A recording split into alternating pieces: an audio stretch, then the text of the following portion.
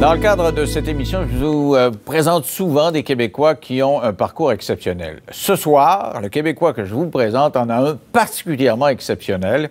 Son nom, c'est Pat Patterson. Il y a une génération d'amateurs de lutte qui le connaît sûrement. Et il a fait sa marque au niveau international. Il a vraiment fait le tour de la planète.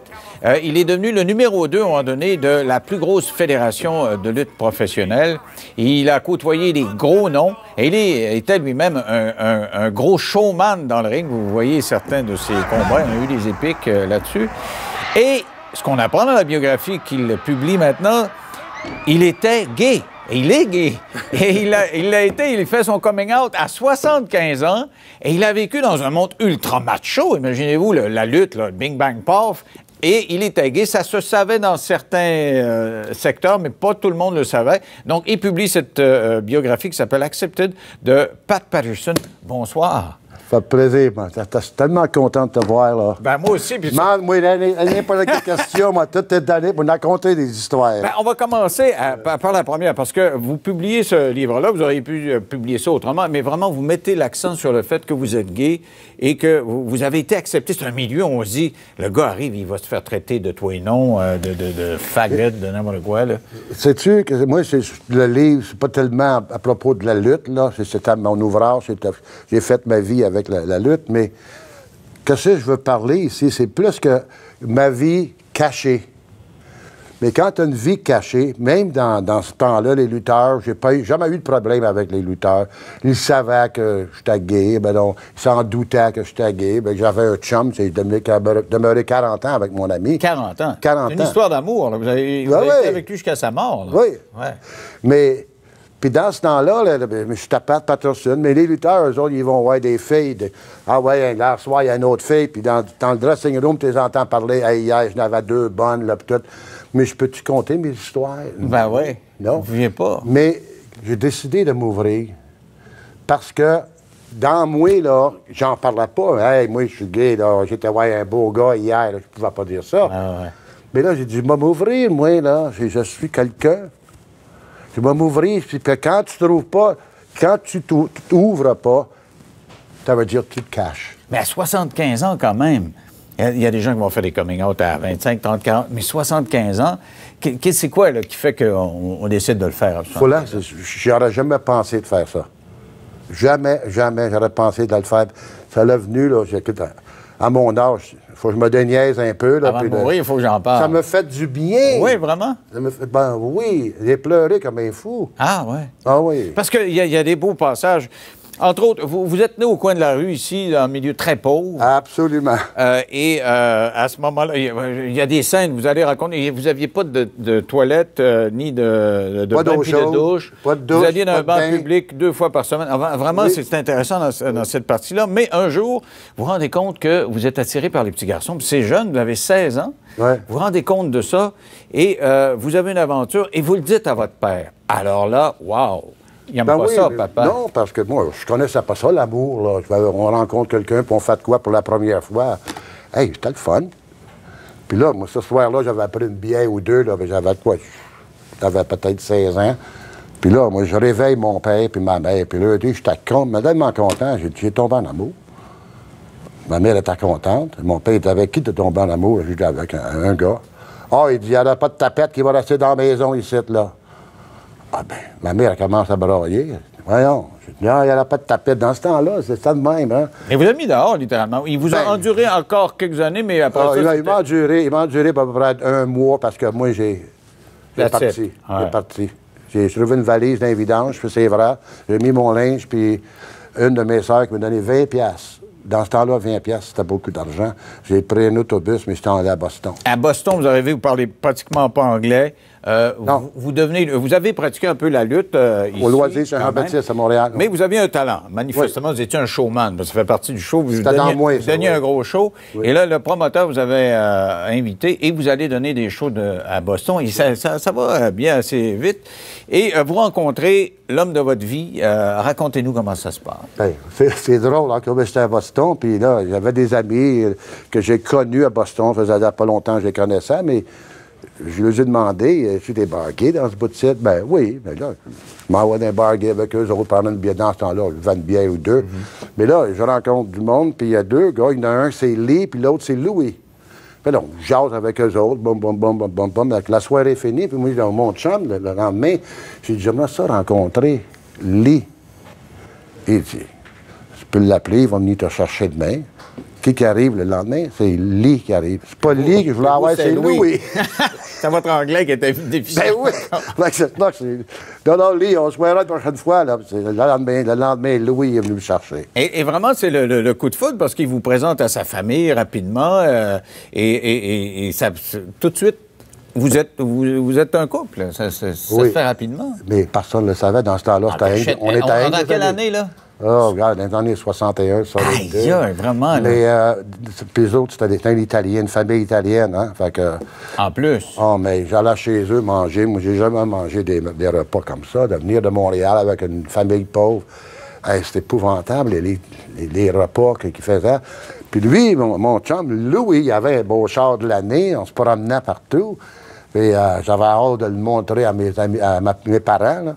On se part de Boston, on s'en va à Montréal. Là, j'ai lutté à Granby, puis pour une semaine, là, puis je m'en retournais à Boston. Mais les lutteurs, là, ils disaient, hey, c'est qui ce petit gars-là? Il est avec toi, il a un beau char, on a un gars de même. J'ai dit, c'est un de mes amis de Boston, là. En tout cas. C'est toujours un ami, hein? C'est toujours un ami, ouais. Oui. Mais après ça, là, c'est le temps, moi, de m'en aller en Oregon. Alors là, c'est important ce qu'on va raconter là, parce que la personne, moi, je suis tombé de ma chaise. La personne qui a permis à Pat Patterson, homosexuel dans les années 61-62, de s'assumer davantage, Maurice Mad Dog Vachon. Alors là, monsieur Mad Dog Vachon, c'est pas... Hey. Le gars, on a l'impression macho il fait peur au monde. D'ailleurs, dans la vraie vie, il fait peur au monde. C'est pas eux son personnage. Vous aviez peur de lui. Les autres lutteurs avaient peur de lui en dehors du ring. Quand j'ai commencé au Palais des Sports à Montréal, les petites places, puis Maurice, il était en finale, lui. Puis des fois, il regardait mon combat, puis quand je sortais de la reine, il disait « Tu vas faire un bon lutteur, mon petit calé. » J'avais peur, je disais pas « Merci », c'est parce que si je dis pas « Merci » comme toi, il va me coller une volée. Oui. J'avais peur, mais il me fait ça souvent, tu sais. Fait que là, moi, j'étais parti à Boston. J'ai rencontré mon ami à Boston. Puis là, Maurice, ça paraît 2-3 mois plus tard, Maurice, il a su que j'étais à Boston. Il m'a envoyé une lettre. J'ai l'enveloppe. Maurice est en Oregon, lui, il est vedette en Oregon. Je vais l'expliquer comment il faisait. T'es booké en Oregon dans 2 semaines, t'es mieux d'être ici. J'ai pas d'argent, moi, pour aller là. Vous avez peur de lui, mais vous n'y allez pas. Ben non, j'ai pas été. Et là, vous réécrit, puis il dit, là, tu viens la prochaine fois. La dernière fois qu'il m'a dit, t'es mieux d'être ici. Tabarnouche. Puis là, j'ai dit à mon chum, j'ai dit, il faut que je m'en aille. Mon chum, là, on était ensemble. Là, moi, j'allais le laisser, puis faire sa vie, puis moi, j'ai dit, il faut que je m'en aille. Mais vous y allez et vous avez votre chum et Maurice se rend compte qu'il y a quelque chose et vous avez peur de lui. Puis plutôt que de lui avouer que vous avez une relation homosexuelle, vous laissez planer ça et il veut le savoir. À un moment donné, vous pensez qu'il s'en est rendu compte. Il court après votre chum en auto. Racontez-moi là, comment ça se passe. OK. Là, je suis en Oregon. OK? Ça faisait 1 mois et demi, j'étais en Oregon, puis là, je m'ennuyais de mon chum Louis. Mais là, Louis a laissé sa job, il a laissé sa famille. Puis il est devenu en Oregon, puis on a commencé à rester ensemble. Mais vous le cachiez. Ben oui. Puis on a resté dans un hôtel un soir. On est dans le lobby un dimanche au soir, puis on ne sait pas ce qu'on va aller souper. C'est qui rentre dans le lobby? C'est Maurice. Puis il y a un coupe de verre dans le nez, là. Hey, mon chum Louis, quand il a vu ça, il a parti en courant. Il se mourait de peur. Maurice, il dit, t'as amené ton seringue avec toi, mon maudit pas bon. Ce qu'il est, ton chum, j'ai dit. Mon chum, je ne le sais pas, mais on va le trouver. Il va nous tuer toutes les deux, là. On embarque dans son char. On a fait toutes les petites rues en Portland, Oregon. Où est-ce qu'il est? J'ai dit, je ne sais pas ce qu'il est. On va le trouver. Hey, moi, je commençais à avoir peur. Là, je le vois sur le trottoir. Là, il baisse le châssis. Get in the car! Embarque dans mon chum, il part à courir encore. Là, il embarque sur le trottoir, puis il bloque le trottoir. Get in the car! Ah, ben là... On s'en va au bar. On ne buvait pas dans ce temps-là, nous autres. Là. Ils commencent à parler avec moi, puis avec Louis. Ils se préparent pour nous donner une volée, quelque chose, là. La conversation était tellement belle, là. On a eu les meilleurs chums au monde. Et il est devenu votre protecteur, son protecteur. Alors, c'est devenu, officiellement, en Oregon, c'était l'ami de Maurice. Et en étant l'ami de Maurice, ça lui permettait d'aller partout et il se faisait pas écœurer comme homosexuel ou de se faire... Non. Mais c'est assez extraordinaire que Maurice Vachon ait été important là-dedans. Après ça, vous allez à San Francisco et... Oui, mais avant de finir l'Oregon, Maurice, il restait avec sa famille. Il louait une maison en dehors de la ville un peu. Mais des fois, il y avait des chicanes avec sa femme. La police allait chercher Maurice. Tu sais quoi faire? Hey, Mad Dog, faut que tu sortes d'ici, là. Où tu penses qu'il s'en allait, toi? Il venait accoucher chez nous. Alors là, vous allez dans la capitale des gays à San Francisco et c'est beaucoup plus facile.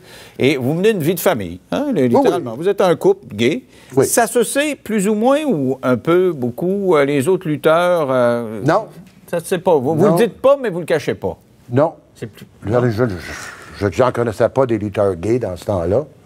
Fait que ça m'intéressait pas. Mais j'étais avec Louis, puis c'est tout. You know, San Francisco, c'est une belle ville. C'est ma ville favorite au monde, comparée à Montréal aussi.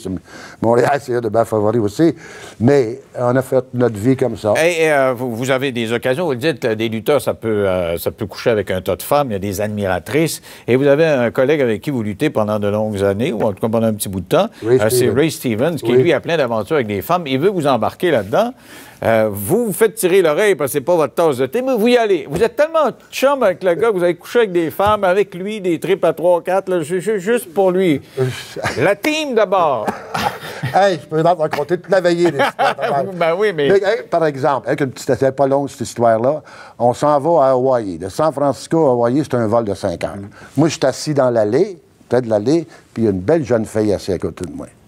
Puis lui, il est assis à l'autre allée à côté. Puis là, on regarde il y a un film, là. Fait que moi, je commence à jaser avec elle un petit peu. Fait que mon chum, il vient en arrière de l'avion. Il s'en va en arrière de l'avion. Il dit, c'est quoi, elle? Qu'est-ce qu'elle fait? Elle est seule? Bien, j'ai dit, elle arrive à Hawaï avec nous autres ce soir. Mais ça fait 1 an et demi qu'elle n'a pas vu son mari. Mais son mari arrive le lendemain. Ça fait 1 an et demi qu'elle était à Vietnam. T'es un soldat. Il dit, moi, je change de chaise. Fait qu'il va s'asseoir avec elle. Moi, je m'assieds de l'autre côté. Puis là, moi, je regarde le film, puis là, il leur donne un drink, puis elle prend un drink, puis là, ils sont sourires, puis ils rient, ils s'amusent, là. Fait que lui, il m'appelle, il vient derrière l'avion. Faut que je te parle. Qu'est-ce qu'il y a? Il dit, Pat, elle est prête encore. Elle est prête. Mais moi, je suis pas prêt trop. Non, mais j'ai dit, Maurice, je suis content pour toi. Il dit, non, faut que tu me fasses une faveur. Aveu les deux.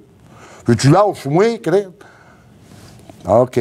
Mais il savait que c'est pas votre tasse de thé, là. Je le sais, mais il faut faire...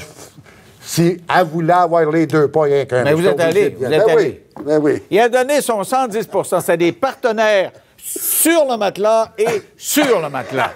Et vous avez donné votre 110 %, mais vous dites que, dans le fond, c'est pas ça qui vous a attiré. Ça a été les hommes toute votre vie. Si vous voulez, on va faire une pause. On va parler de cette carrière de lutte-là, extraordinaire. Vraiment, vous avez fait le tour de la planète. Vous êtes devenu une méga star. Vous avez été un méchant, un royal. Il était méchant, mais il était fin après. Alors, on parle de tout ça après.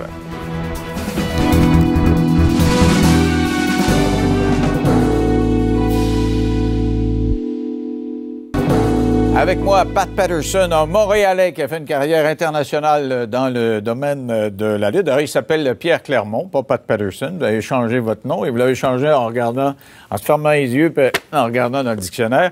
Donc, une biographie qui est publiée, qui sort là, cette semaine. Et donc, avant la pause, on a parlé du fait que vous étiez homosexuel, mais ça ne vous a pas empêché de faire une carrière assez extraordinaire. Vous vous promenez partout à travers l'Amérique du Nord. On pourra le voir dans le livre, si vous lisez, il y a toutes sortes de pérégrinations. Mais il y a des moments où c'est des moments forts de votre vie. Vous devenez très important parce que vous donnez un show. Vous êtes d'abord un showman. Hein? C'est dans votre âme. Vous nous expliquez que vous avez toujours aimé chanter du karaoké, des choses du genre. Ouais. Et là, vous donnez un super show et vous devenez un méchant, mais un vrai méchant. Et les gens haïssent le méchant, mais vous en mangez des vrais volets. Là, j'en ai mangé des vrais volets par les spectateurs. Ben oui, c'est ça. Et vous haïssez, mais vous haïssez. Mais ça marchait pour moi, je faisais mon argent comme ça. C'était assez payant à ce moment-là? Ben oui, pas comme aujourd'hui. Oui, mais...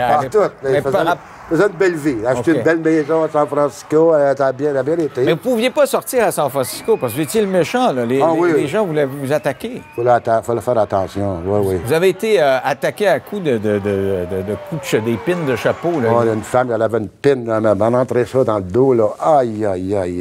Puis je me rappelle, mais ça m'a fait tellement... Je regarde, c'est une petite vieille. Là, je peux pas la frapper, mais j'ai craché dans le viseur en... Ah oui, ah oui. Et vous sortiez, des fois, c'était toute une opération. Il fallait que des gens aillent vous chercher à l'entrée avec l'auto, puis des fois, ça donnait lieu. Vous étiez attaqué à coups de pierre. Ah oui, quand t'as de la misère à sortir de l'arène, t'as d'aller dans la chambre des lutteurs. Ouais. C'est là que tu goûtes, là, OK? Des fois, vous avez eu peur de mourir. Ah ben oui, ben oui. Puis après ça, là tu sors de l'aréna, puis tu t'en vas dans ton char. Ben, tout le monde t'attend, là. Ils ont toutes des roches, puis tout.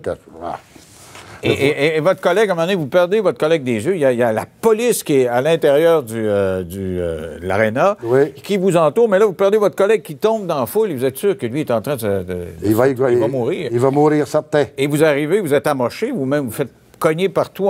C'était long avant de se rendre. Ah, c'était long. Quand j'ai arrivé en arrière, là, j'ai tombé à plein ventre. Puis parce que je m'avais fait donner un coup de bouteille sur la tête.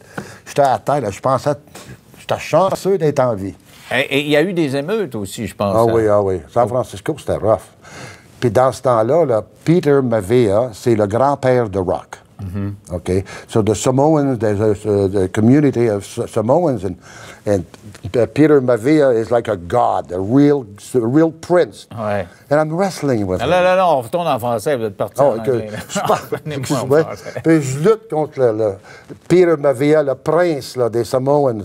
Puis j'y donne une volée, là, puis il est plein de sang, mais...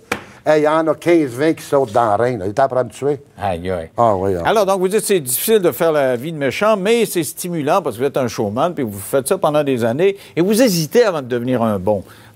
Parce que c'est pas la même dynamique, là. Vous dites, si je deviens bon, je vais pouvoir marcher partout. Mais j'aurais plus la même texture d'émotion, là. Oui, bien, écoute bien, là. T'es bon quand t'es cochon, c'est bon, là, t'es bon.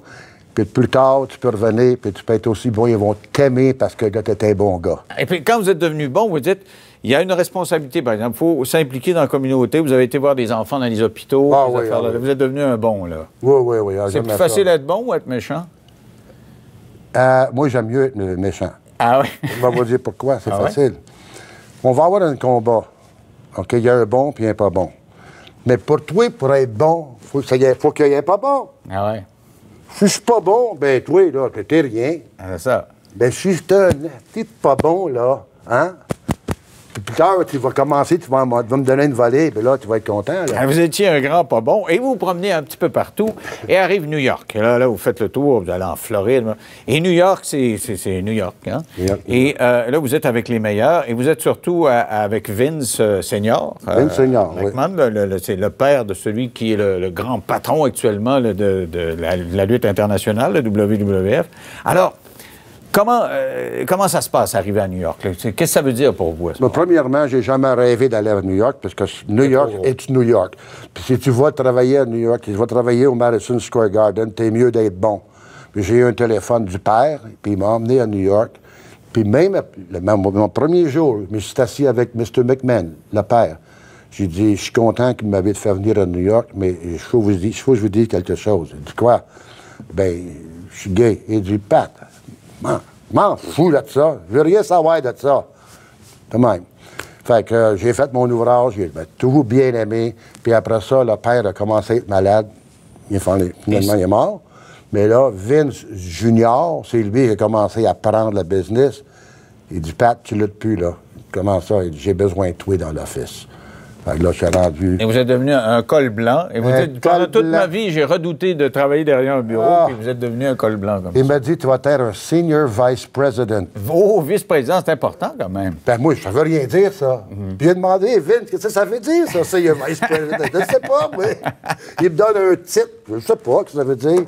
J'ai travaillé dans l'office pendant des années avec Vince. Puis Vince, c'est un workaholic. Il travaille tous les jours, 16 jours par semaine. J'étais toujours avec. Ouais. Tout le temps. Et depuis tantôt, on voit des images. Vous avez été aussi commentateur. On vous a connu à la télévision là-bas. J'ai vu des extraits de ce que vous faisiez comme commentateur. Vous étiez... c'était pas votre langue... votre langue... Non. Il riait de moi, là. Il y avait du fun avec moi. Ouais, c'est ça. Oui. Comment ça se passe? Racontez-moi, une soirée, qu'est-ce que vous faisiez, là? Pour le combat de lutte, commentateur. Comme commentateur. Ben, commentateur. J'étais assis à ringside, puis je faisais les Parce qu'il paraît que vous avez fait des entrevues avec toutes sortes de monde qui n'avait pas de bon sens, puis il vous jouait des tours, Ben oui. il vous envoyait avec des unilingues espagnols, puis on fait 5 minutes en TV. C'est épouvantable. Vous n'êtes pas capable de parler de ça. C'est quoi? Il y a des combats, vous décrivez des combats épiques qui ont fait époque, là. C'est-à-dire qu'on cite encore, vous avez gagné des prix pour ça, pour un seul combat, parce que vous inventez des scénarios, puis après ça, il faut être conforme au scénario, puis il faut créer beaucoup d'enthousiasme. C'est quoi vos grands moments, le combat de votre vie? Là, que vous... Well, il y a 5 combats au Madison Square Garden à New York. 4 main events in a row, après l'autre. Un mois. À chaque mois, il y avait un gros événement. Un gros événement, puis de suite, pour les mêmes lutteurs embarqués pour faire un combat de revanche, 5 fois, ça ne s'est jamais fait encore. Il y avait du talent pour faire l'autre combat, du talent, comment faire pour l'autre combat. Et là, il fallait inventer des scénarios. Vous étiez créatif là-dedans? Vous inventiez sur l'affaire? Je me dis bien franchement, mon succès de la business, là, c'est parce que je suis tellement bon pour ça, pour essayer d'aider les gars comment commencer leur combat, comment finir leur combat. Puis Vince, il est même pour ça, parce que je lui donne toutes les idées. Comment donner des shows. Ah. Et vous avez côtoyé des gens, il vous a engagé, puis il a dit, nous on l'a connu sous le nom de Jean Ferré, mais le André de Giant. Oui. Il vous a dit, bon, ben c'est notre joyau, là. Je te le donne, tu le prends sous ton aile, et vous avez fait le tour du monde avec lui, là. Ah oui, au Japon, j'ai eu du fun avec André, beaucoup. C'était un bon gars, André. Ouais. Mais il était tellement grand et gros, hein, il faisait achaler par tout le monde. Mais dans l'aéroport, « Hey, André, il est là, big, hein, il est gros, regarde les mains! » là. Puis il était pas tanné de se faire achaler, ce gars-là, c'était épouvantable. Au Japon, là, il y avait de la misère dans les toilettes. Les toilettes sont tout petites. Ben oui, c'est Ben oui, mais puis quand tu restes dans un hôtel japonaise, il n'y a pas de siège de toilette, hein? Sais-tu comment ça marche quand tu vas aux toilettes? Ouais. Tu le sais? Non, je sais pas. Arrête donc, toi. Les hôtels japonaises, tu vas dans la toilette, et puis là, ben, tu baisses les... Mais il faut que tu te mettes en petit bonhomme. Ah, OK. Alors, lui, à 7 pieds et 4... Mais lui, il fait rien que se pencher, là. Ça sortait sur lui. On va aller à la pause de retour. On va parler de ce que vous avez créé avec McMahon, la WWE. WWE, World Wrestling Entertainment. OK. Alors là, ça c'est gros. Et ça nous a fait connaître Hulk Hogan, Mr. T, etc. Donc, vous avez été là-dedans. Vous étiez le numéro 2. On en parle dans 3 minutes après la pause.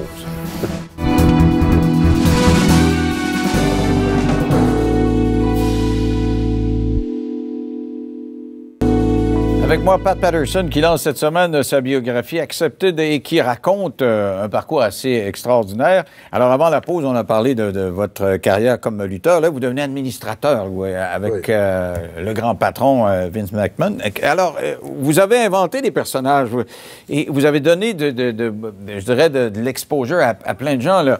Hulk Hogan, Mr. T, il y avait toutes sortes de personnages. The Rock, vous avez comme réinventé. The Rock, depuis qu'il était un petit bébé. Quand je luttais au Cow Palace à San Francisco, je luttais contre Rocky Johnson. Rocky Johnson, c'est un noir, OK? Puis à ringside, je parle en anglais encore, au ringside, il y avait une femme avec un petit bébé. Puis le petit bébé, c'était le garçon, le fils de Rocky Johnson. Qui est devenu le vrai Rocky, celui qu'on voit à l'écran, qui est l'acteur le mieux payé actuellement. Ah, oui. Il était bébé dans ce temps-là. Après le combat, moi, je le prenais dans mes bras, blablabla. Finalement, moi, j'ai parti de San Francisco, puis son père, il a lâché la lutte. Puis là, plusieurs années après, je reçois un téléphone à Tampa, puis c'est Dwayne Johnson. Là, j'ai dit, c'est qui ça, Dwayne Johnson? Il dit, The Rock. My father was Rocky Johnson.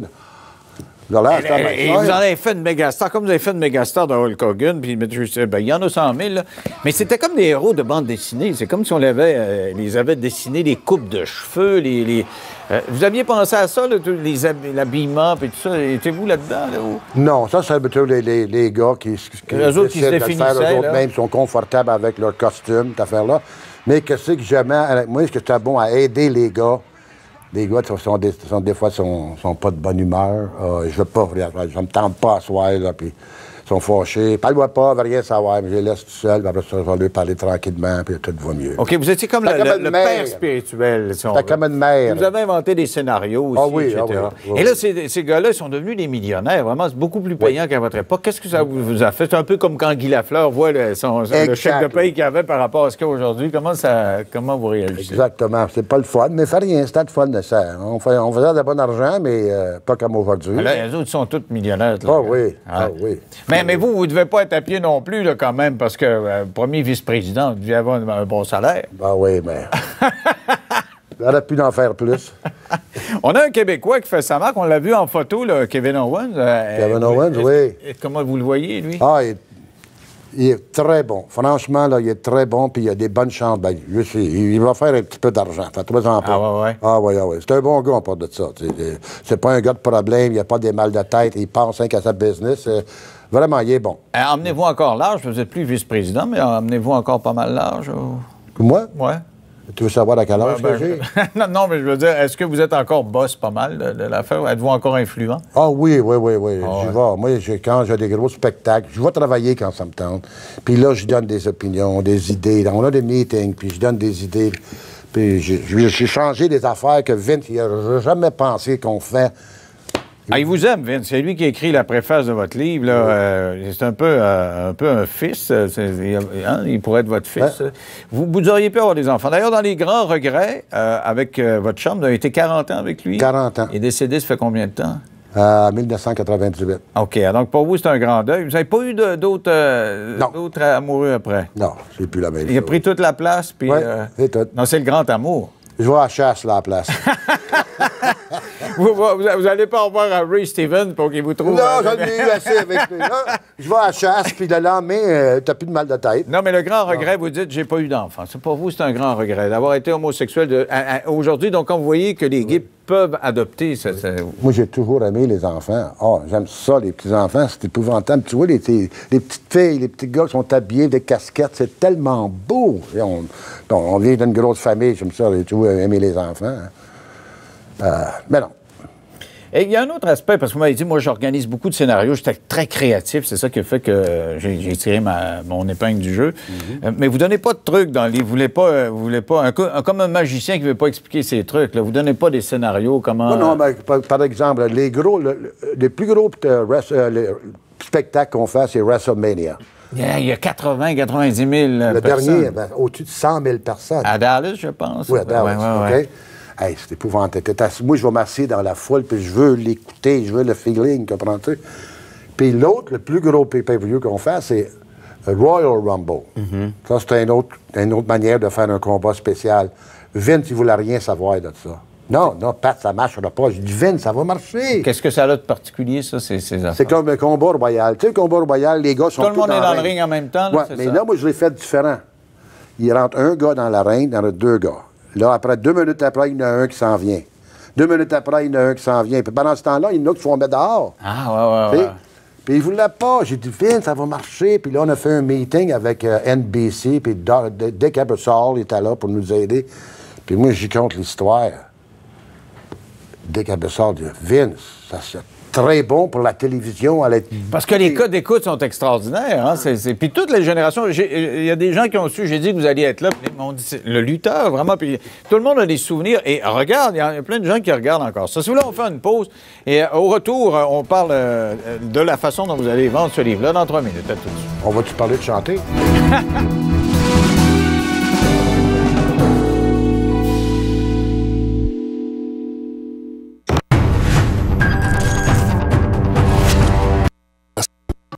Ce livre-là, avec moi.